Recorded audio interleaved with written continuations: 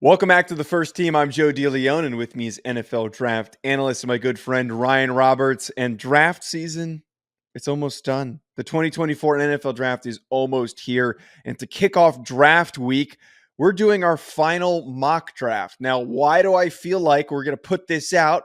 There's going to be some crazy trade that's going to blow the whole damn thing up.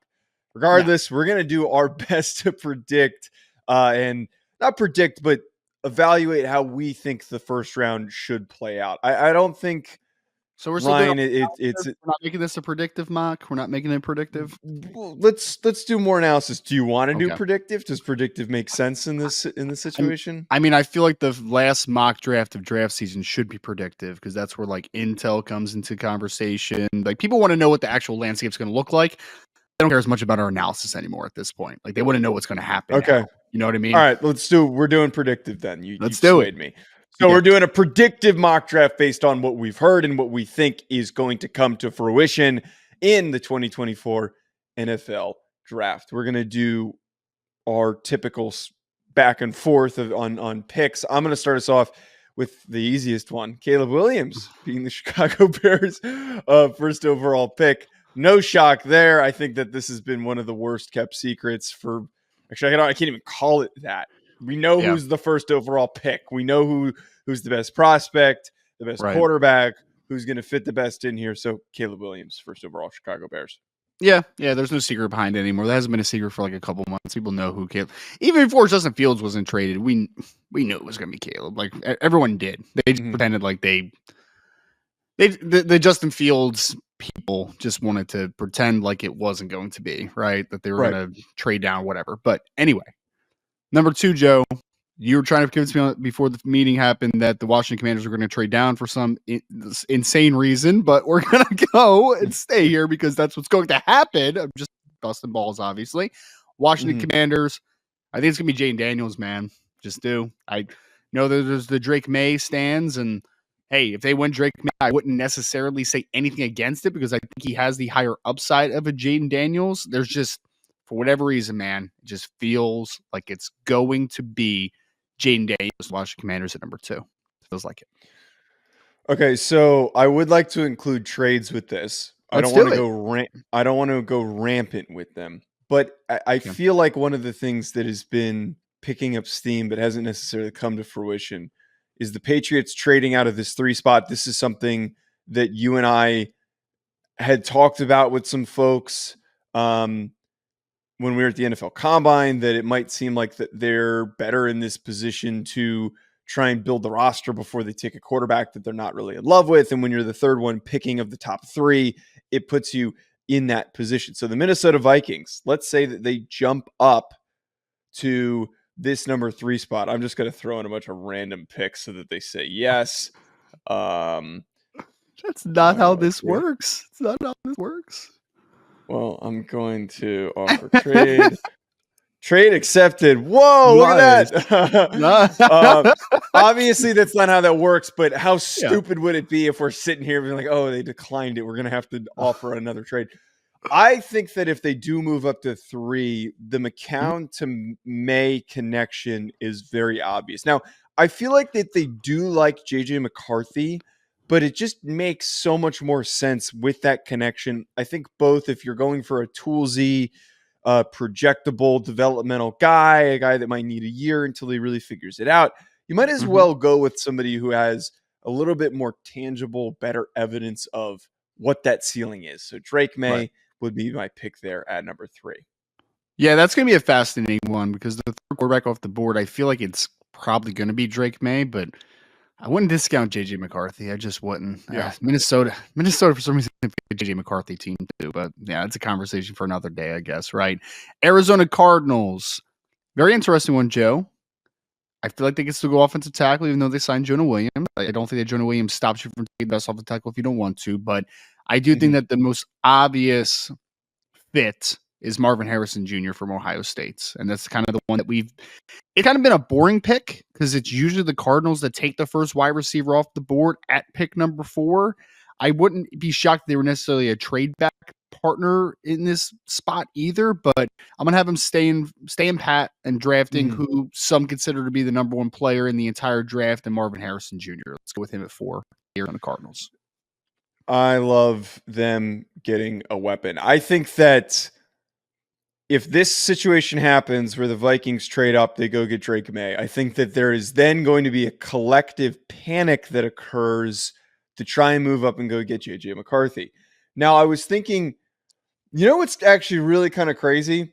I was going to do the Chargers trade, but now that I think about it, that's not going to happen because the two most likely teams to then trade up for JJ McCarthy are the Denver Broncos or the Las Vegas Raiders. Those are the only two teams that like really need a quarterback. And then the Giants, maybe they could move up because JJ McCarthy is still on the board. They can move up one spot to make sure no one jumps them for the New York Giants. I mean, that's possible. Right. Yeah. But if they're smart, they're going to realize why the heck would unless the Chargers did their homework on JJ McCarthy. Well, actually, none of that makes sense because Jim Harbaugh likes JJ, and then he's going to realize that he doesn't want him in the division, that kind of stuff. Here's the wild card, though, is that the other team that I wouldn't necessarily discount as a trade-up partner is the New Orleans Saints at 14. I think that they could be in the conversation as well because they're running it back with Derek Carr, and I don't know if they're necessarily sold in Derek Carr being the future. But again, if you want to keep him at 5, I mean, best wide receiver available, I guess, right? I'm going to keep him at 5. Let's go with Malik Neighbors being the pick for the Chargers. They cleaned house at receiver, and they're a team that is in desperate need of weapons. So Malik Neighbors is going to be a highly productive rookie, having the best quarterback situation potentially of Justin Herbert delivering him the football. I'm going to say something that's kind of funny. I think that the New York Giants might actually prefer if someone did trade up in front of him to draft a quarterback, because I think that they would rather take Malik Neighbors at 6 if he was just staring at him in the face. You know what I mean? Yeah. Here's a question. You're a Giants fan, right? I know I'm making the pick, but here's a legitimate question. Quarterback, JJ McCarthy, or do the New York Giants say, I want to make sure that I get my wide receiver and take Rome Odunze at 6? You don't think that that's in the cards? You don't think it is? I don't think it's like outlandish. Wait, is it outlandish? It's not. I think if they don't take JJ, it sounds like they're obsessed with JJ. But also part of this could be trying to generate obsession so that they can create this scenario of trade the up next team that wants a quarterback. Trade up with me. So I think if they don't take JJ, they're going to trade out. So do you want to look at trade candidates? Yeah, let's look at trade candidates. That's an interesting one. I haven't thought about the Giants as a trade back candidate, but if it plays out like this, they very well might be. Well, it was reported on by somebody yesterday that they're eyeing to trade back. So that this isn't when everyone is quote unquote eyeing to trade back this time of year though. Like all that all conversation. All right, so the question is, if you're the Denver Broncos and Las Vegas Raiders, who we've talked about as probably the two most likely trade up candidates for right now, right? You would rather trade with the Raiders, right? Because you're technically going to get a little more back because they have further up to go from 13 to 6 rather than 12 to 6, right? I mean, that's the team that you would rather trade. But actually, no, you could probably take advantage of Denver, right? Because they're probably going to be desperate. I mean, let's not overthink of this. Jarrett Stidham, right? Isn't Jarrett Stidham their quarterback right now? I mean, so why don't we do Denver? Yeah, let's do Denver. We got to do Denver. Okay. Yeah, let's do Denver. All right. And we'll throw in their first round next year, and then we'll call it a day. Offer trade, and then that's a similar deal to the Justin Fields trade. So then I assume JJ. I mean, it has to be. Who else would it be? Yeah, we're gonna take Penix at 6. It would be Joe Milton at number 6. Okay, Daniel Kelly.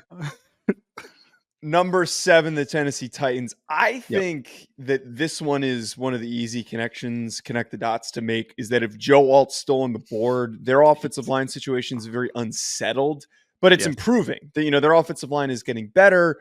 We all love Joe Alt. We all acknowledge that this is a premier tackle, and he could be an immediate all-pro. It would be bonkers to see Alt and Skoronski in the same offensive line. So Joe Alt kind of build a on the same side too, man. Yeah.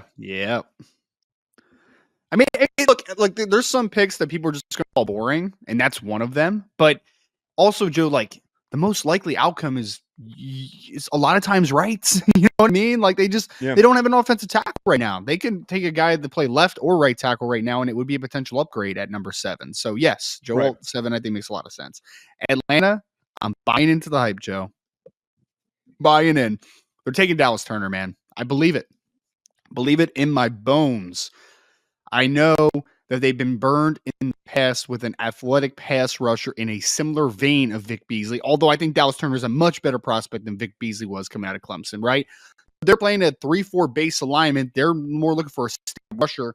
I prefer, if we're just talking about an edge ranking, I prefer Jared Verse, but Jared Verse is not a 3-4 stand-up. He's a 4-3 hand-in-the-dirt defensive end. So in that vein, I think that they would really like Dallas Turner. I do buy that hype for the Atlanta Falcons at 8. BetOnline remains your top spot for all of your live betting action and contests. NFL, college football, UFC, NHL are all in full swing.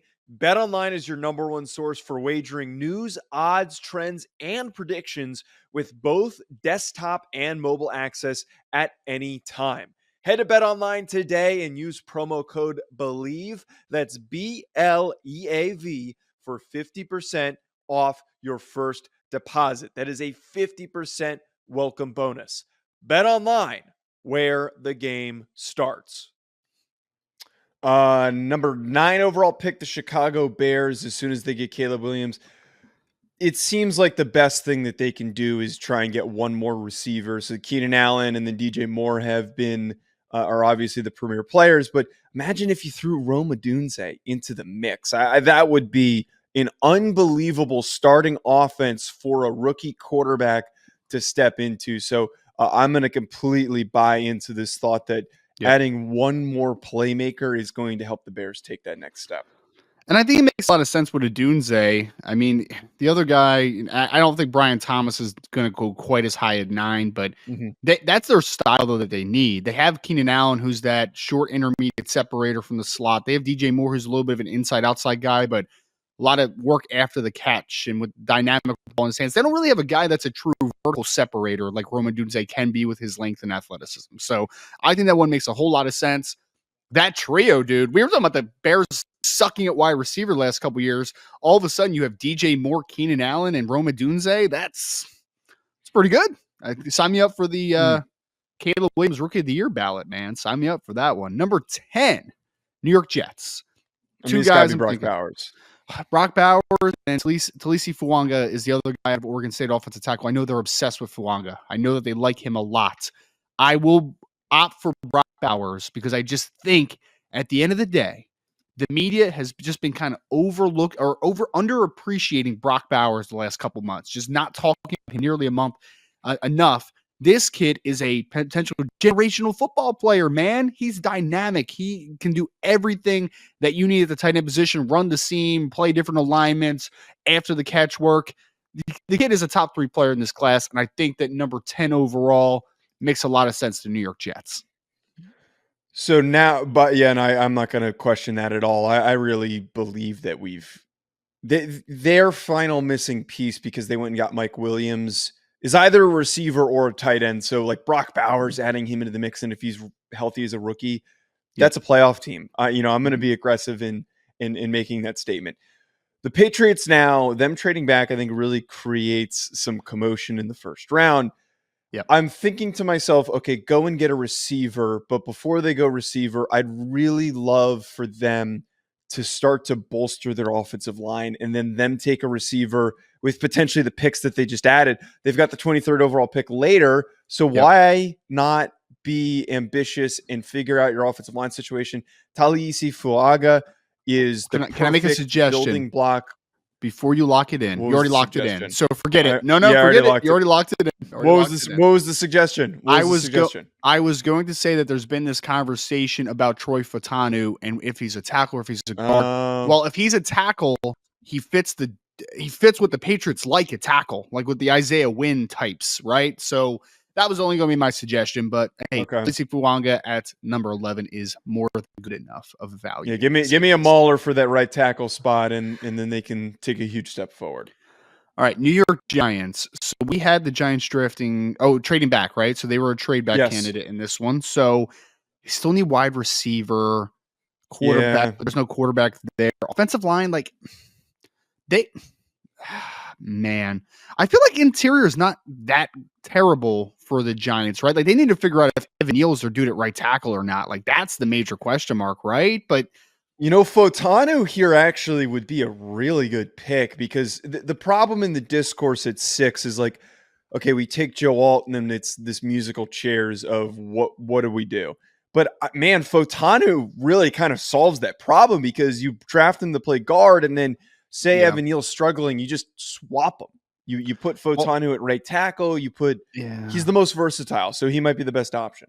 My only other one that I'm thinking of is I know that we haven't seen him in a spot because we haven't seen Giants trade back in a mock draft much. Mm-hmm. But Brian Thomas Jr. makes a lot of sense to me at 12, man. Like that makes a lot of sense with the vertical element, the outside receiver. I mean, the Giants have that a little bit with a Darius Slayton, but they don't have, I mean, like he's a supercharged Darius Slayton is what he is. Like he's just a much better athlete than Darius is overall, right? So I'm between Brian Thomas and Troy Fontanu, man. Like that's dang. What is Shane's their GM, right? Joe Shane, I think is the Giants GM. Joe Shane.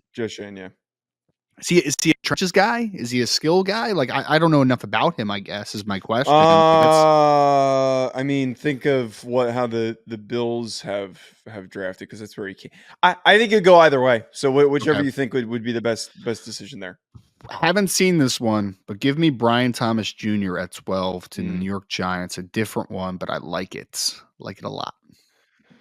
Okay, the Las Vegas Raiders. I think that there's two options here: that they go Troy Fotanu, or they take the first corner off the board. I think because of how bad their secondary is, and like I'm looking at one of their outside corners is Jacorian Bennett, and opposite of him is Jack Jones. God, they need a corner. It stinks. Yeah, their corner they need a hole in the head. So we're gonna go with Nate Wiggins here. You think he goes first? You think he goes first off the board? I mean, I mean, we've been in on Nate Wiggins this whole time. Yeah. I mean, he is.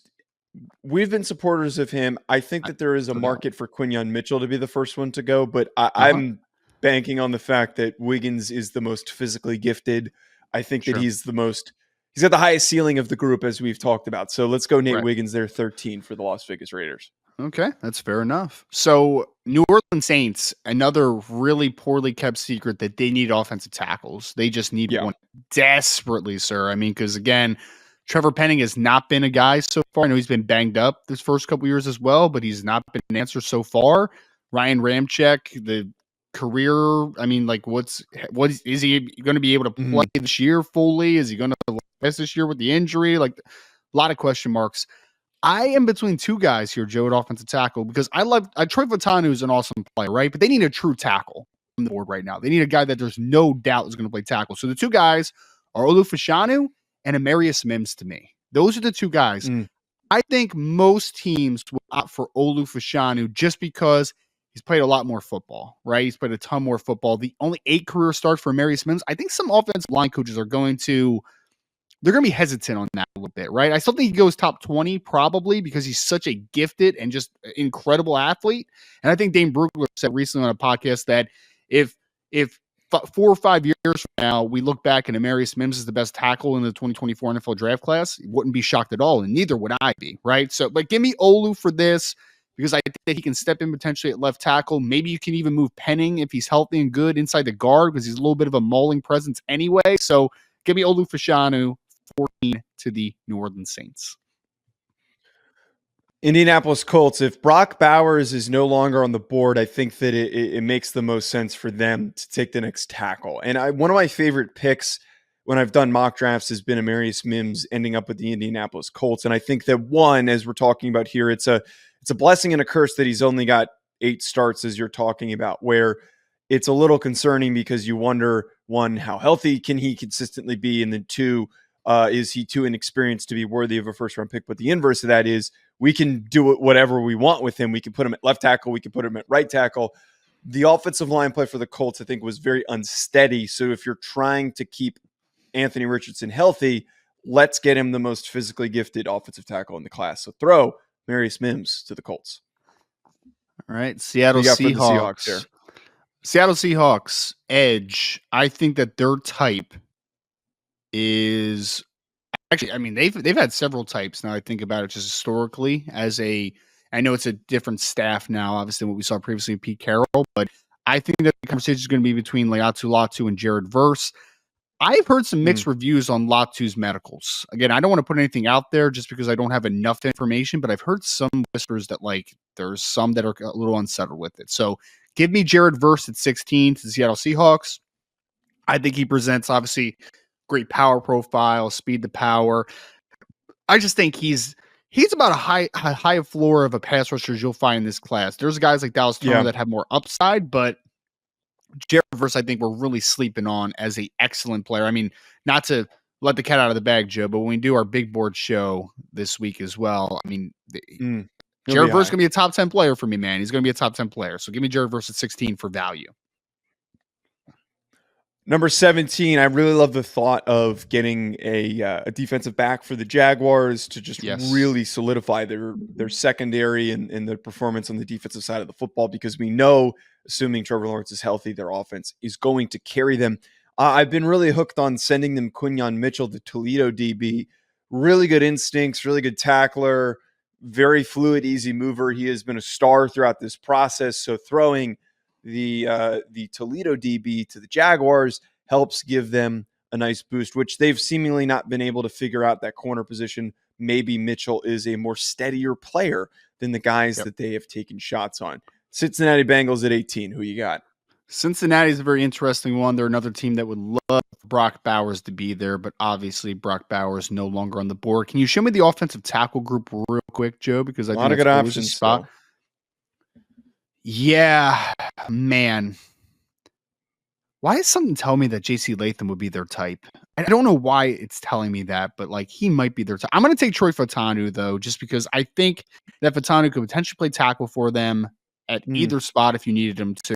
But also, I know for sure that he could play inside at guard. So I think that versatility adds just the best player on the board. The only other spot I was thinking about was interior defensive line. If you wanted to have for Byron Murphy or Jerzon Newton be the first interior defensive lineman off the board, but I'm going to go with Troy Fautanu to the Cincinnati Bengals.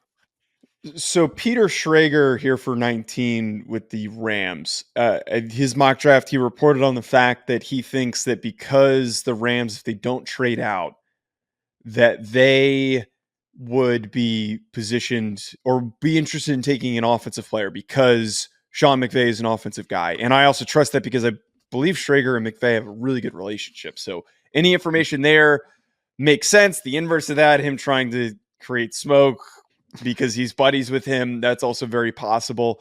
Yes. I'm going to go with off of that instinct where I think that they do maybe swing an offensive player, and they do need tackle help and just some, not necessarily like an urgent need at tackle. They need left tackle help though. They don't need right tackle help. They have Rob Havenstein right tackle. Yeah. The dream is that point.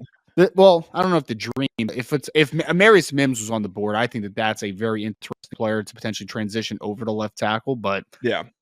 I just don't know if JC Latham can play left tackle in the NFL. You know what I mean? That's kind of where my sticking point is there. There's no offensive players that I'm looking at that entice me. So I'm going to go with Laiatu Latu. Their edge situation is a little bit dire. I know that they've had some later round guys that have been productive, but Aaron Donald being gone is going to create a serious void in the pressure that they're going to be generating. I feel like the Steelers has to be a lineman, whoever's best available.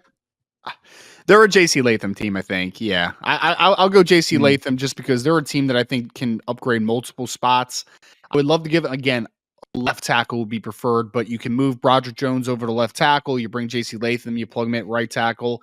At worst comes to worst, JC should be able to also play inside a guard if you needed him to as well. So I have major hesitation over JC Latham, but I do feel like the Steelers, that's a type of player that would fit well with them. Insane how high Mason McCormick is ranked on PFF. The Miami Dolphins are freaking out in excitement because Jackson Powers Johnson did not go to the Pittsburgh Steelers. This has to be one of the funny, or not the funniest, but just the most intriguing dynamics of this 2021 pick, because whoever the Steelers take, really alters the perspective of what happens with the Dolphins because they both need a center, and I don't know if Frazier is worthy of going in that 20 overall spot. So Jackson Powers-Johnson, man, their interior offensive line has not been good. They've been putting a million different guys at center. It's been so unsettled. Eichenberg's not a center who played center some last year. So for them to get Jackson Powers-Johnson, who could either play center or he could play guard, they got to find a body, man. And he's a really good one to really anchor the unit.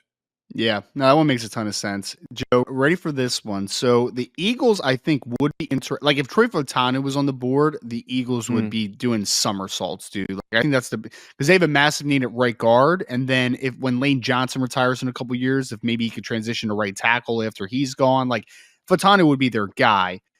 Defensive back, I think is.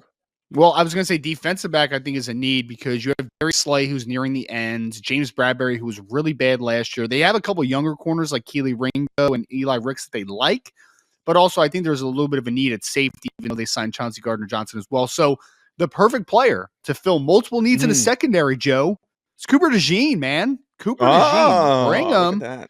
He could play outside corner, he could play nickel, or he could play safety for the Philadelphia Eagles in 2024. One of the better all-around football players in the class. Yeah, that is a slam dunk pick for the Eagles trying to fix their secondary. Patriots back on the board, and as I alluded to earlier, they're going to be eyeing taking a receiver. I hate the receiver rankings that PFF has, but if they took Ladd McConkey, Patriots fans would laugh their asses off. If they took Keon Coleman, they might have a conniption because of N'Keal Harry. McConkey would not be a bad pick to New England. That would not be a bad pick, honestly. I know the white slot receiver thing, but like he'd be a good player for them, man. A player that they kind of need. But yeah. AD Mitchell had a really good combine, and I think that his profile would be a nice starting piece for that receiver room and for them to start to build a little bit of momentum to improving the talent in that receiver room. So I'm going to go with AD Mitchell as the Patriots pick. All right. I think that it would be a dang shame if the Dallas Cowboys had to draft in back-to-back years first round defensive tackles. But I think last year you made a really big mistake drafting Mozzie Smith. And I think that that's not going to stop them necessarily from bolstering that unit because they need to get better up front, man, outside of Micah Parsons. Like, they need to take some attention away from him. And although I would always draft Jerzon Newton above Byron Murphy as long as the character stuff checked out, I think Byron Murphy is going to be the first defensive tackle off the board, Joe. Just believe it, man, at this point. So give me Byron Murphy to the Dallas Cowboys. I don't disagree. But if you're asking me predictive, who do I think is going to be off the board? I feel like it's going to be Byron Murphy, man. There's a lot of smoke right there. I mean, literally, Daniel Jeremiah just said in a press conference or I actually maybe it was just a podcast or a radio spot. I don't know what it was, but he said that he thought that there was a possibility Byron Murphy could go top 10 in this class, right? So there's a lot of smoke out there, man, from some reputable people. Byron Murphy, I think, is the first D tackle off the board. Makes me want to vomit. The Packers, their offensive line's been a little shaky, especially moving on from David Bakhtiari. I am enticed by Graham Barton here. Now, I'm not the biggest Graham Barton fan, but I've for some reason have all these Packers fans who follow me. They love Graham Barton, bro. They love Graham Barton. Yeah. They are obsessed with Graham Barton. I'm going to go with Graham Barton. I think that kind of what we talked to, he's a poor man's Troy Fontana, where he's not as athletic and explosive, but he can play different roles. So him coming, maybe playing center, maybe playing guard, depending on how things stack up during training camp, I would go with Graham Barton here as that 25th overall pick for the Packers. That is like the worst case scenario for the Tampa Bay Buccaneers because they need a center desperately with Jensen retiring, man. Desperately. I'm sure they were hoping that Jackson Powers-Johnson or Graham Barton were going to be on the board because that could help them potentially inside at center pretty quickly. Zach Frazier, I mean, 26 is a little early for Frazier in my opinion, but I mean, do they have a massive need on this board right now, though, of a player that makes a ton of sense for them right now, though? I mean, you just drafted Kalijah Kancey, you have Vita Vea. Edge, I guess. I mean, wait, who's on the edge? They could trade out. What trade outs? Yeah, let's trade out. Here? Let's please trade out. I don't know who we want to trade with, but I don't think that they're going to like where that board is at 26. Man, I like Zach Frazier, but I think more 30s Zach Frazier would be a lot more comfortable for this team. That's just my wait. opinion, You want to really stir some shit? Do you want Do to? it. Yeah. Let's do Raiders trade back in, and they're going to give up their first rounder, their second round pick, a bunch of crap. They're going to trade back in. Are they going to not accept it? Okay, forced trade. Forced trade. We're not playing any games. So the Raiders trade back in, and I will let you do the honors. Who would they pick? Oh my god, a quarterback? I would take Bo Nix, but I think they would take Michael Penix. I don't know. Okay. I feel like it's Penix. Huh? I feel like it's Penix. It might be Penix. If they did this. Look, I think both of them are going to be second round picks, but like if someone's trading back in for quarterback 5, I feel like it's going to be Michael Penix. All right, give me Michael Penix, I guess. Ooh, I hate that. Spicy. I hate that, but I hate it so much. But yeah. Oh man. That's a spicy one. I really love it. Okay, Raiders, so the Cardinals fans are going to hate us, dude. They're going to hate us. No, they like us. Penix. No, they won't. I've seen a love for Penix. I don't think that there's much hate for him. Number 27, the Cardinals got Marvin Harrison Jr. They need some DB help.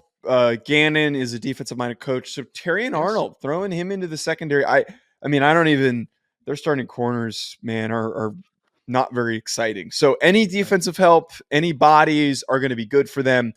Adding in Terry and Arnold gets you a really boosted floor to your secondary. Yep. Bills receiver. It makes a lot of sense for the Cardinals because they've needed a corner forever. Yes, but it has to be a wide receiver, I think. I mean, yeah, with how this board is falling, I think it has to be a wide receiver. I'm going to go Ladd McConkey, man. There's something about that. There's just something about that. I think that they would have loved A.D. Mitchell to be on the board for the outside vertical threat, but another guy that ran 4.4 flat, like ran really fast. He's explosive. He can work inside and out a bit. I mean, people kind of qualify Ladd McConkey as a slot receiver, but he played 70% of his snaps on the outside for Georgia the last 2 years. So he can definitely play on the outside. Give me Ladd McConkey to the Buffalo Bills. Man, I don't think I've ever had to make a quicker pick.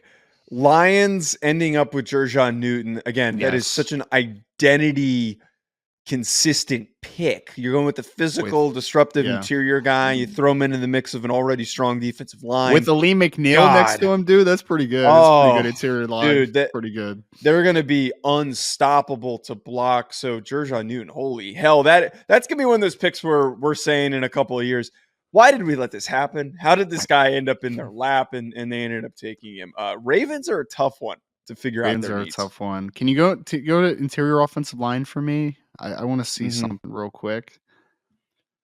Dang. They're going to start Andrew Voorhees at guard this year for the Baltimore Ravens. That is concerning. Dude, I was thinking about Christian Haynes, man. I'm still thinking though a little bit. Can you show me the edge board real quick? Show me the edges real quick, and then we'll go from there. Is there anybody? God, I hate this board. They might be a trade candidate if this is the board they have. Let me see corner one more time, and then we'll take it from there. Okay.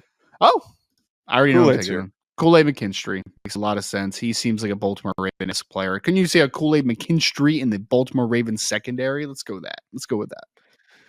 See, if I'm the 49ers, I am pissed because that would have been a slam dunk pick. Yes. Because they need corners. I'm going to say that out of frustration, they just take, man, there are not a lot of good options for them after that.